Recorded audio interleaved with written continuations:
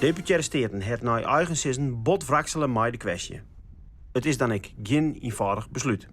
De mesten van de nieuwe kabel worden maar 60 meter nog volle heger als deze oude mesten uit de jaren 70. De provincie had twee mogelijke routes besjoen. Het gaat dan om deze route oer Burgum en Ljouwert richting aan Oude Haske. En het gaat om een oortracé langs Autodiek A-Zoon.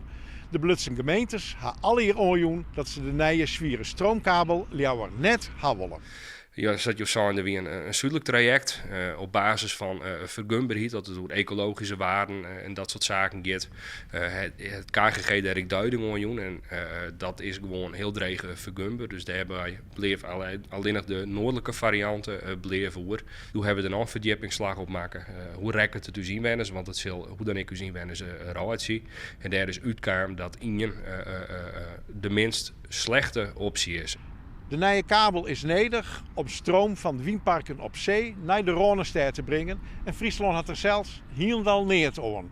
De provincie wil daarom dat er compensatie komt voor het gebied. En deputaire Siebe Knol had er argwaarsje van dat dat nog net regelen is. We hebben de minister tal van keren uitgenodigd om hier met het peteren rond te gaan. En dat vind ik wel heel spietig. De minister jouwt op dat stuk van zaken nog nooit aan net thuis. Je moet het zoals je krijgt snel dik door de provincie heen, maar je krijgt net al ritten. Dus je eigen bedrijvigheid die het er op dit stuit helemaal neer te doen. En dat smaakt het gewoon min. Het Rijk neemt takom hier een definitief besluit over de meest gaardelijke route van de nieuwe stroomkabel. Netbeheerder Tennet wil in 2030 beginnen met ongelis. De nieuwe heegspanningskabel kost het minstens 1 miljard euro.